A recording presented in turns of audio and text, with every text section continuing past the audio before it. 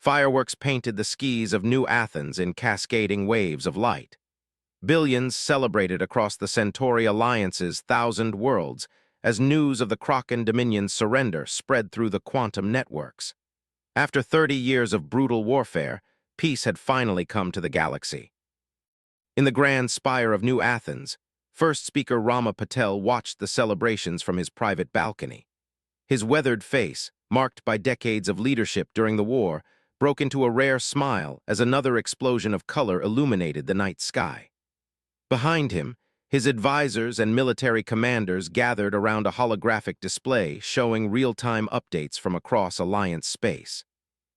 "The last Kraken holdouts have surrendered in the Outer Rim," announced Marshal Kenzo Tanaka, his cybernetic eye glowing softly as he processed the incoming data. "Their fleets are standing down. It's really over." Patel nodded, but before he could respond, a junior communications officer burst into the room. Her face was pale. "First Speaker, we're detecting anomalous signals from the dead zone." The room fell silent. The dead zone, a vast region of space quarantined since the mysterious destruction of Earth centuries ago. No ship that ventured there ever returned. "Show me," Patel ordered, his celebration forgotten. The holographic display shifted, showing a cascade of energy readings unlike anything their sensors had recorded before. Spatial distortions were forming throughout the dead zone, tears in the fabric of reality itself. "Impossible," whispered Dr. Nyota Okoro, the Alliance's leading quantum physicist. "These readings, they match theoretical models of dimensional phasing, technology that was purely theoretical even in the golden age before Earth's fall." The first ships emerged from the rifts like ancient leviathans awakening from slumber.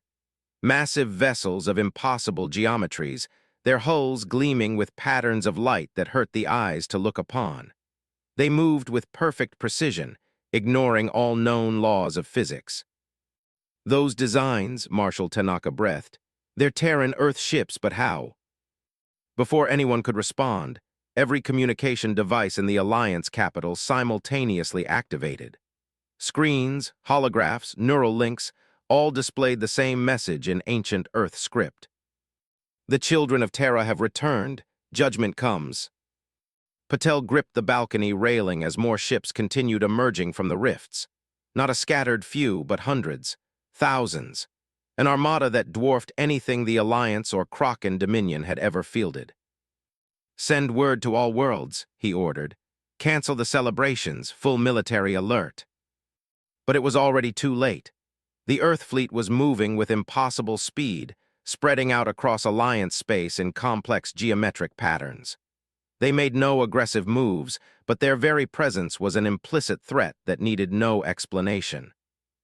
In the command center of the lead Earth vessel, a being that had once been human centuries ago observed the panicking Alliance worlds through sensors that transcended normal space-time. Admiral Zhen Wei had sacrificed her organic form long ago, becoming one with the ship's quantum systems.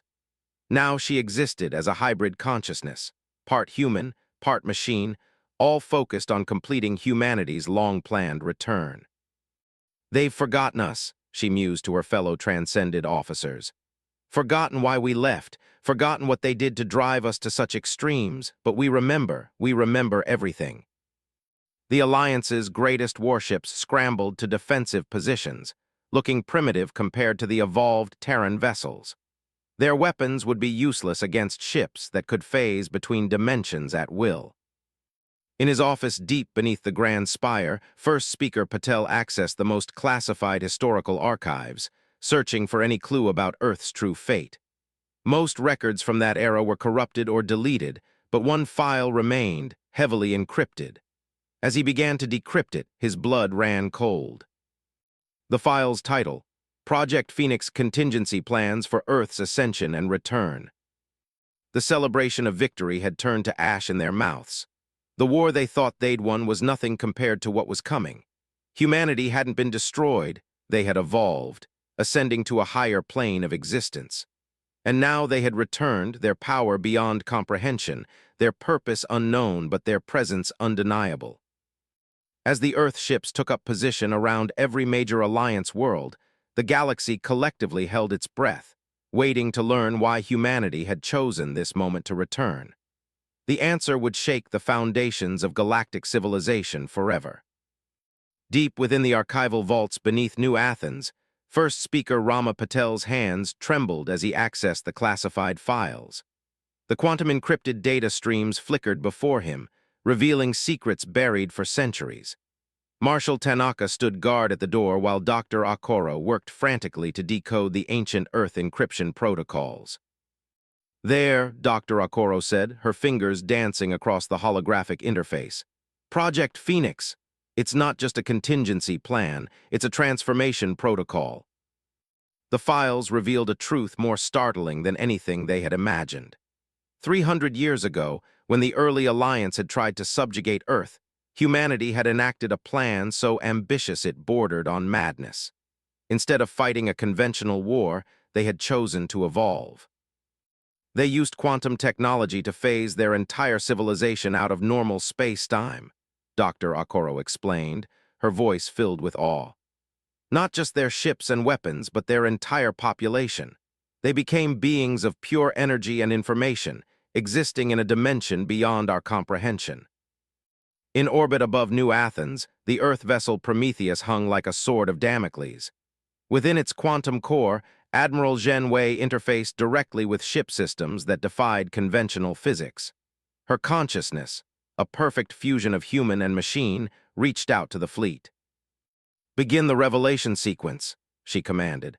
Across Alliance space, the Earth ships activated ancient quantum beacons hidden on countless worlds. Each beacon projected holographic records of the past, evidence of the Alliance's attempted genocide of humanity centuries ago.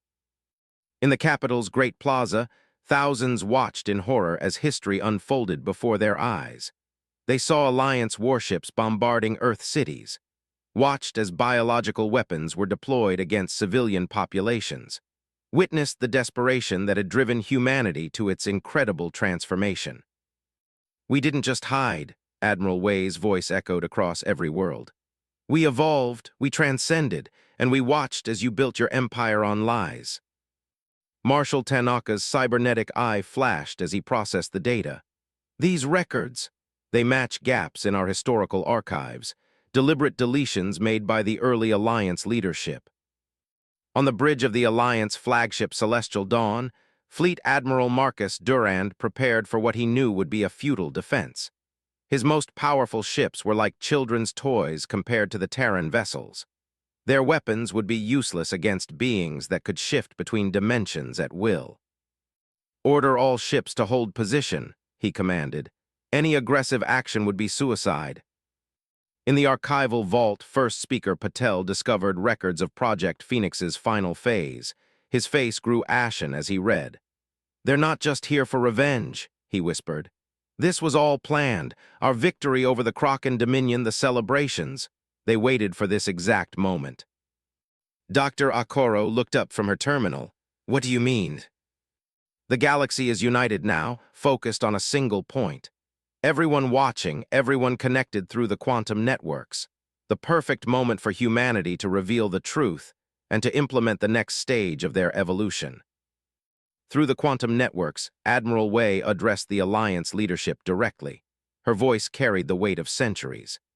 "We left this dimension not just to survive, but to grow, to become something greater. Now we return not as conquerors, but as guides. Humanity has evolved beyond your comprehension, and we offer you a choice." In orbit, the Earth ships began to pulse with impossible energies. The fabric of space-time itself seemed to bend around them. On every Alliance world, citizens and soldiers alike felt a strange resonance in their minds, the first touch of humanity's transcendent consciousness. The Kraken War was the final test, Patel realized. They were watching, waiting to see if we could overcome our divisions, and now they're offering to share their evolution with us, Dr. Akoro finished, to help us transcend as they did. But Marshal Tanaka's expression remained grim. "And if we refuse?" The answer came not in words, but in a demonstration of power that shook the galaxy. A single Earth ship phased into the heart of an uninhabited star system. For a moment, it glowed with impossible energies, Then the entire system vanished, shifted into another dimension with casual ease. The message was clear. Humanity could offer transcendence or oblivion. The choice would shape the future of all species forever. In her quantum sanctuary aboard the Prometheus, Admiral Way felt the fears and hopes of billions rippling through space-time. Everything was proceeding exactly as humanity had foreseen centuries ago. The true war, the war for the very nature of existence, was about to begin. The quantum AI core of the Prometheus pulsed with ethereal light as Admiral Way initiated the Phoenix Protocol. Streams of data flowed through her consciousness, each stream representing the fate of billions. In her transcended state, she could perceive all possible futures branching out before her like a vast crystalline tree. "Begin the awakening," she commanded. Throughout Alliance space, dormant quantum seeds planted centuries ago began to activate. These microscopic engines of transformation had been secretly seeded into every major population center, waiting for this precise moment. On New Athens, Dr. Okoro was the first to notice the change. The air itself seemed to shimmer with newfound energy, and her scientific instruments detected quantum fluctuations that defied known physics. The background radiation! It's changing at the subatomic level. They're altering the fundamental structure of our reality. Fleet Admiral Durand watched helplessly as his crews reported similar phenomena across every Alliance world. Some of his younger officers had already begun experiencing strange visions, glimpses of higher dimensions that human minds were never meant to comprehend. In the medical bays, cases of spontaneous genetic mutation were being reported. "They're not waiting for our answer," he realized. "The transformation has already begun." In the archival vault, First Speaker Patel and Marshal Tanaka discovered the true purpose of the Kraken War. The Kraken Dominion hadn't been a natural evolution. They had been engineered by transcended humanity as a test, a crucible to forge the Alliance into something stronger. "Every major event in our history," Tanaka muttered, his cybernetic eye processing centuries of manipulated data. "The technological leaps, the political alliances, even our victories. They were all orchestrated. We've been their experiment all along." Through the quantum networks, Admiral Way addressed the galaxy again. Her voice resonated not just through communication channels, but directly into the consciousness of every sentient being. "The protocol cannot be stopped. You are feeling the first effects now, the awakening of dormant potential within your very genes. Humanity seeded this potential into all spacefaring races centuries ago. We have guided your evolution from the shadows, preparing you for this moment." In orbit, the Earthships began a complex dance, forming vast geometric patterns that bent spacetime itself. Each ship became a node in an enormous quantum web, creating a framework for the coming transformation. Dr. Okoro's instruments registered impossible readings as reality itself began to shift. The quantum seeds, they're not just changing us, they're changing the very fabric of space-time around us, creating anchors for some kind of dimensional shift. On the streets of New Athens, panic gave way to wonder as people began experiencing the first stages of transcendence. Some reported telepathic connections with others. Others found they could perceive multiple timelines simultaneously. Children born during the transformation already showed signs of evolution beyond normal human limitations. But not everyone welcomed the change. Resistance movements sprang up, led by those who feared losing their humanity. Fleet Admiral Durand ordered his remaining ships to target the quantum web, hoping to disrupt the transformation. "We never asked for this," he shouted across the command channel. "You have no right to force evolution upon us." Admiral Way's response came not in words but in demonstration. With a thought, she shifted Durand's entire fleet into a pocket dimension, a temporary exile to prevent interference. "You cannot resist the protocol," her voice echoed in their minds. "This is not conquest or subjugation. It is the fulfillment of a plan set in motion when humanity first looked to the stars." In the archival vault, Patel found the final piece of the puzzle, a message left centuries ago by the architects of Project Phoenix. The words glowed with quantum fire. "To our descendants, when you read this, the great transformation will have begun. We did not abandon our galaxy, we became its guardians. The Phoenix Protocol is not just ascension, it is unification. All species, all civilizations merged into a single quantum consciousness while maintaining their individual identities. This was always humanity's destiny, not to rule the stars, but to guide all life toward a greater existence. Marshal Tanaka's cybernetic systems began to merge with the quantum field, giving him unprecedented access to the higher dimensions. "They're creating a network," he gasped. "Not just of ships or technology, but of consciousness itself. A quantum web of minds spanning the entire galaxy." Dr. Okoro's body began to glow with internal light as her consciousness expanded. "I can feel it. The barriers between dimensions becoming permeable. We're not just evolving biologically, we're evolving beyond the constraints of physical reality itself." The Phoenix Protocol continued its inexorable advance, transforming matter, energy, and consciousness according to plans laid centuries in advance. Humanity's great experiment was entering its final phase, and the galaxy would never be the same. In her quantum sanctum aboard the Prometheus, Admiral Wei felt the first stirrings of a new galactic consciousness being born. Soon, the artificial divisions between species and civilizations would fade, replaced by a unified quantum network of transcended beings. The true golden age of the galaxy was about to begin. The transformation of the galaxy continued at an exponential rate. Above New Athens, the quantum web created by Earth's ships had grown to encompass the entire system, its geometric patterns now visible to even unaugmented eyes. Those who looked upon it reported seeing not just light and energy, but the very architecture of reality itself. Within the archival vault, Dr. Okoro's transformation had progressed further than most. Her consciousness now existed partially in higher dimensions, allowing her to perceive the true nature of humanity's evolution. Through her enhanced senses, she watched the quantum changes rippling through the galaxy like waves in a cosmic ocean. "We were wrong about everything," she told Patel and Tanaka, her voice resonating on multiple frequencies simultaneously. "Earth didn't just evolve technologically. They discovered that consciousness itself was the key to transcending dimensional barriers. They became living quantum computers, existing in a state of infinite possibility." In the pocket dimension where Fleet Admiral Duran's resistance fleet had been exiled, the effects of the Phoenix Protocol were becoming impossible to ignore. Despite their isolation, the quantum seeds within them had begun to activate. Crew members reported experiencing shared consciousness, their minds linking across space and time. "Don't you see?" Admiral Wei's voice echoed through their thoughts. "This was always your destiny. We are all children of Terra, whether we began there or not. The Earth you knew was just a cradle, and now it's time for the galaxy to take its first steps." Through the quantum networks, the true history of humanity's transformation was revealed to all. Centuries ago, when the early alliance had threatened Earth, humanity's greatest minds had made a revolutionary discovery. Consciousness wasn't just an emergent property of complex brains. It was a fundamental force of the universe, as essential as gravity or electromagnetism. Marshal Tanaka's cybernetic systems had fully merged with the quantum field now, allowing him to access the vast database of human knowledge.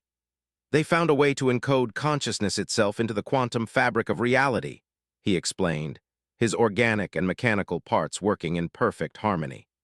Each human mind became a node in an infinite network, existing everywhere and everyone simultaneously. On countless worlds, the transformation accelerated. Those who embraced the change found themselves evolving beyond physical form, their consciousness expanding to encompass new dimensions of reality. Those who resisted found that resistance itself was becoming meaningless. The change was as natural and inevitable as the evolution from single-celled organisms to complex life. In orbit, the Prometheus began the next phase of the protocol. Admiral Wei directed the ship's quantum systems to create a bridge between dimensions, a gateway through which the transformed beings could perceive their new reality. The structure that emerged defied traditional physics, a fractal pattern of light and energy that seemed to fold in upon itself infinitely.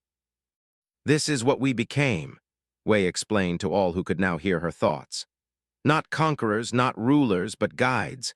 We transformed ourselves into living bridges between realities, preparing the way for all sentient life to follow.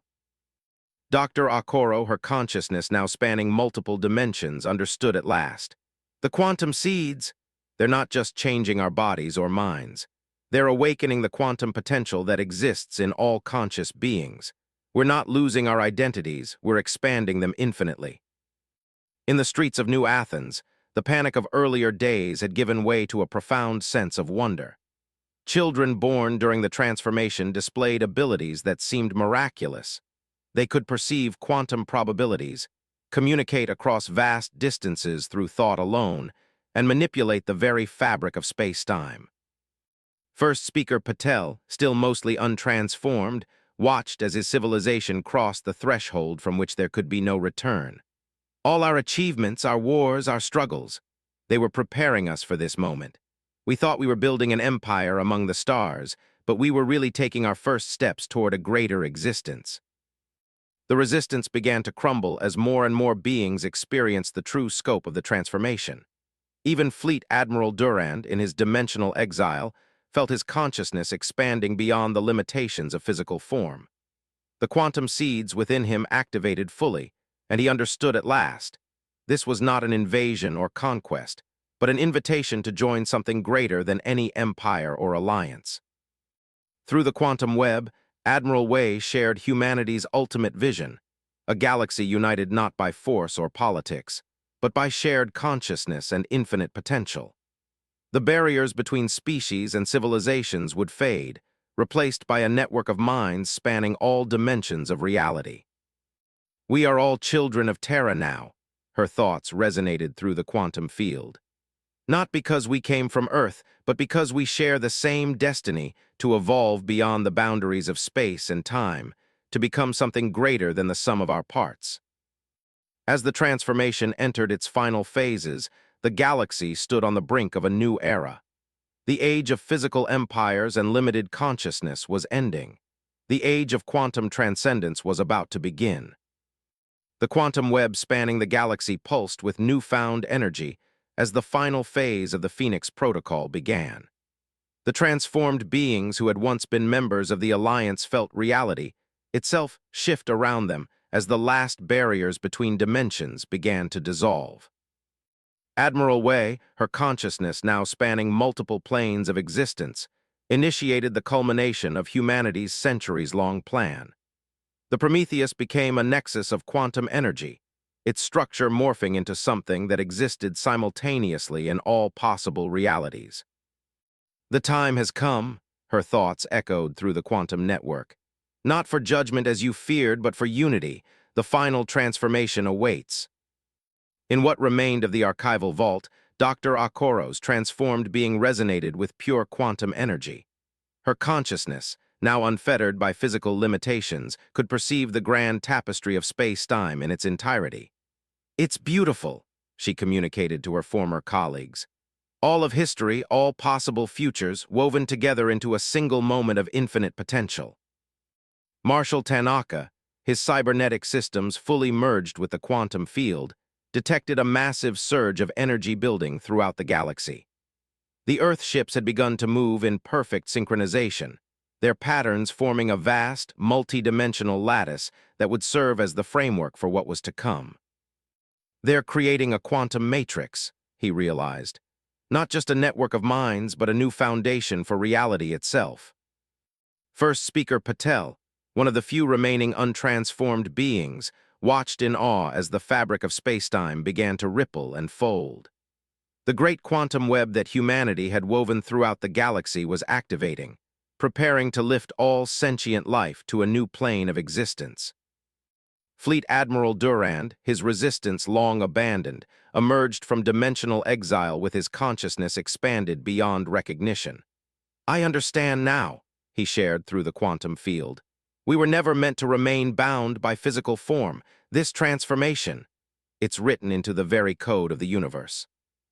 The final revelation of humanity's plan unfolded across all dimensions simultaneously.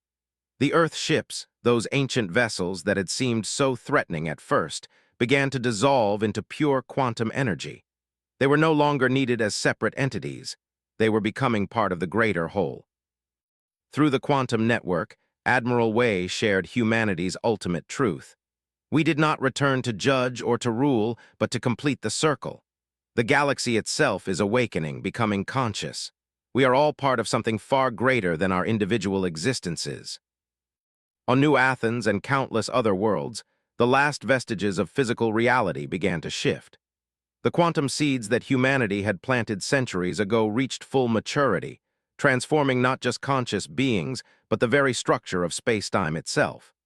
Cities, ships, and entire planets began to exist in multiple states simultaneously, their quantum potential finally unleashed. Dr. Okoro, her consciousness now spanning the breadth of the galaxy, perceived the final purpose of the Phoenix Protocol. This was never about Earth's revenge or dominion, she shared through the quantum field. It was about evolution on a cosmic scale, the transformation of all life, all reality, into something transcendent.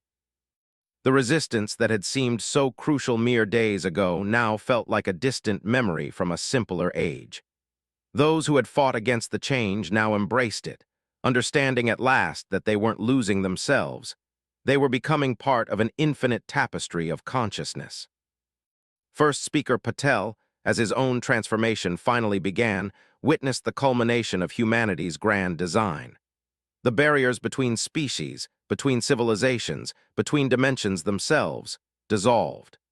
The quantum web became a living network of infinite minds, each maintaining their unique identity while sharing in a greater, unified consciousness. Marshal Tanaka's enhanced perceptions detected the final phase beginning. "The matrix is complete," he announced through the quantum field. "We're ready for the ultimate transformation." Admiral Wei, her being now spread across the quantum network, initiated the final sequence. The galaxy itself seemed to pulse with new life as the Phoenix Protocol reached its apex. Every conscious being, every particle of matter, every wave of energy began to resonate in perfect harmony. "We are all children of the cosmos," her thoughts echoed through the infinite network. "And now, at last, we take our place among the eternal." In a moment that existed both forever and instantaneously, the galaxy transformed.